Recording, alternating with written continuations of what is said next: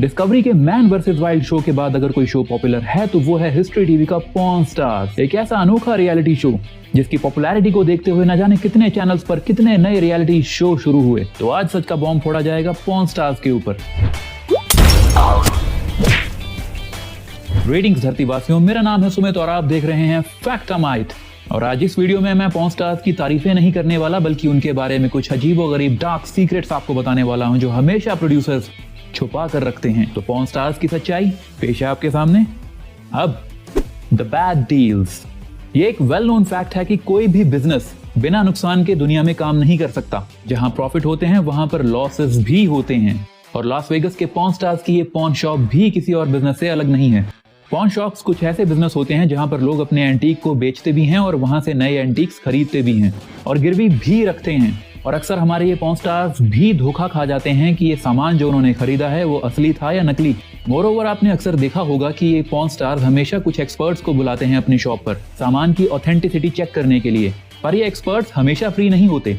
कई बार तो फोन भी नहीं उठाते, कई बार शहर से बाहर गए होते हैं या कभी बीमार भी हो सकते हैं। अब उस सामान के असली या फिर नकली होने के 50-50 चांसेस होते हैं। क्राइम लॉर्ड चमली। No money for me. I need some money. Keep playing the blues, Chumley. Thanks, boss. चमली पॉर्न स्टार्स के दर्शकों का फेवरेट कैरेक्टर है, पर अपनी पॉर्न स्टार्स की टीम के लिए वो किसी पंचिंग बैग से कम नहीं है।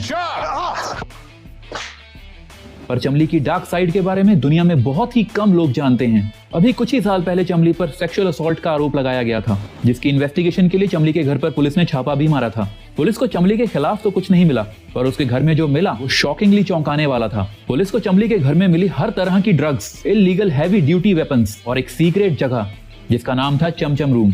अयाशी के हर सामान के साथ इस कमरे में पुलिस को मिला एक चमचमाता स्ट्रिपर पोल। इससे पहले भी कई बार चमली को जेल जाना पड़ा है ड्रग्स, वेपन्स और फिजिकल असॉल्ट के केसेस में। The scripted reality. ये बात तो आप सभी जानते होंगे कि सारे के सारे रियलिटी शोज स्क्रिप्टेड होते हैं। ऐसा इसलिए किया जाता है ताकि शो पर दिखाई जाने वाली बोरिंग से बोरिंग डील भी इंटरेस्टिंग लगे। शॉप में आने वाला हर सामान पहले प्रोड्यूसर्स चेक करते हैं। उसकी हिस्टोरिक इंपॉर्टेंस को चेक किया जाता है, उसकी वैल्यू को चेक किया जाता है, उसके प्राइस को नेगोशिएट किया जाता है। ऐसे आई कैचिंग आर्टिकल्स को सिलेक्ट करने के बाद ही शूट शुरू किया जाता है। और करने वाली बात यह है कि ये डील पहले ही हो चुकी होती है और प्राइसेस पहले ही नेगोशिएट कर लिए जा चुके होते हैं। बाद में हमारे पॉर्न स्टार्स के साथ कस्टमर सिर्फ एक्टिंग करते हैं। अब हर कस्टमर तो एक्टर नहीं होता, तो इन कस्टमर्स को पहले ट्रेन किया जाता है, इनसे रिहर्सल करवाई जाती है, उसके बाद इन्हें कैमरा के सामने लाया जाता है। Knock knock. पॉर्न शॉप में कौन सा कस्टमर्स कौन सी चीज लेके आने वाला होता है ये पॉर्न स्टार्स को पहले ही पता होता है। पर कैसे?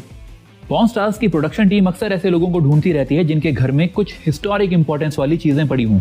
ऐसे लोगों के साथ उनके घर पर ही डील कर ली जाती है, प्राइसेस नेगोशिएट कर लिए जाते हैं। उसके बाद उन्हें पॉर्न शॉप पर इनवाइट किया जाता है, वहां उनसे रिहर्सल करवाई जाती है, एक्टिंग करवाई जाती है और डील शूट की जाती है। क्योंकि ऐसे कीमती एंटीक्स और ऑब्जेक्ट्स अपने आप शॉप पर नहीं आ सकते। Stars don't work at all.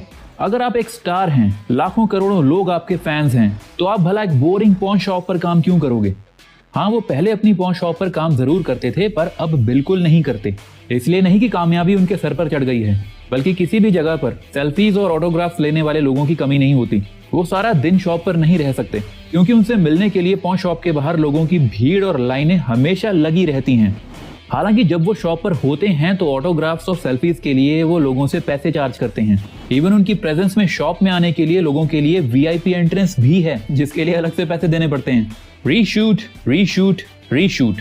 जहां मूवीज और टीवी शोज चलते हैं 3 चीजों पर, एंटरटेनमेंट, एंटरटेनमेंट, एंटरटेनमेंट। वहीं एंटरटेनमेंट चलता है 3 और चीजों पर, रीशूट, रीशूट, रीशूट। रीशूट्स कहाँ नहीं होते? मैं खुद ये वीडियो तीसरी बार शूट कर रहा हूँ।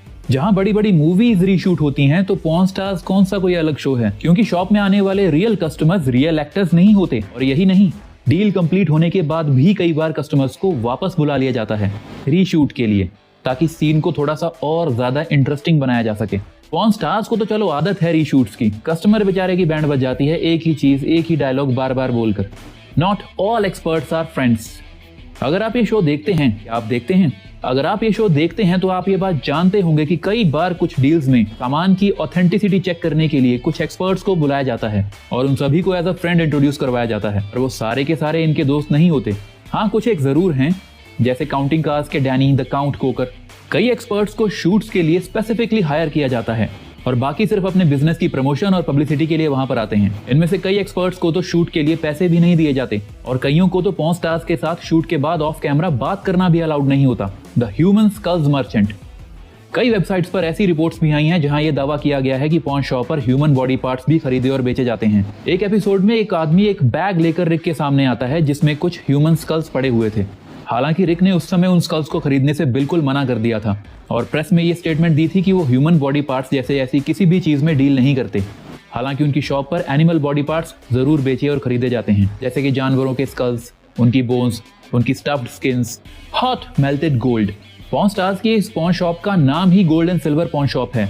लॉज ऑफ नेवाडा के अकॉर्डिंग कोई भी आर्टिकल अगर खरीदा जाता है तो उसे 30 से 90 दिनों तक बिना टच किए वैसा का वैसा रखना पड़ता है, ताकि अगर कस्टमर का माइंड चेंज हो जाए या उसकी ऑथेंटिसिटी को लेकर सवाल उठ जाएं तो उसे वापस किया जा सके बिना किसी छेड़छाड़ के। बट गोल्ड और सिल्वर को लेकर ऐसा कोई कानून नहीं है, तो इन सोने और चांदी के सिक्कों को खरीदने के तुरंत बाद ही उन्हें पिघला दिया जाता है। तो इसमें प्रॉब्लम क्या है, जानना चाहते हैं? चोरी का माल। ऑलमोस्ट सभी पॉर्न शॉप्स चोरी के सामान में डील करती हैं, पॉर्न स्टार्स भी करते हैं। 2014 में $12,000 की कीमत के कुछ गोल्ड कॉइन्स शॉप पर बेचे गए थे। खरीदने के तुरंत बाद उन्हें हमेशा की तरह पिघला दिया गया, बट अगले ही दिन उन कॉइन्स का असली मालिक वहां पर आ पहुंचा और उसने पॉर्न स्टार्स को बताया कि उसके बेटे ने चोरी छुपे उन कॉइन्स को चुराया और वहां पर बेच आया। पर जब उसे पता चला कि उन्होंने कॉइन्स को ऑलरेडी मेल्ट कर दिया है तो वो फ्यूरियोसा बन गया और उसने पॉर्न स्टार्स के खिलाफ कोर्ट में थेफ्ट और फॉर्जरी का केस दर्ज करवा दिया, जिसके लिए पॉर्न स्टार्स को लगाने पड़े थे कोर्ट के चक्कर और बाद में चुकानी पड़ी थी एक भारी भरकम कंपनसेशन की अमाउंट। पर इतना सब होने के बाद भी वो सुधरे नहीं। अगले ही साल उन्होंने एक सिल्वर कॉइन खरीदते ही पिघला दिया, जो उन्हें एक अनजान आदमी बेच कर गया था। जब उस कॉइन को ढूंढता हुआ उसका असली ओनर पुलिस के साथ पॉर्न शॉप पर पहुंचा तो उन्हें पता चला कि वो एक 2000 साल पुराना टायरिन शेकल कॉइन था। पर इस बार कोर्ट के चक्कर से बचने के लिए उन्होंने फटाफट ओरिजिनल ओनर से डील की और उसे कंपनसेशन में एक हैवी अमाउंट पहले ही पे कर दिया और इस तरह वो कोर्ट कचहरी के चक्कर से इस बार बच गए। ये थे पॉर्न स्टार्स के डार्क सीक्रेट।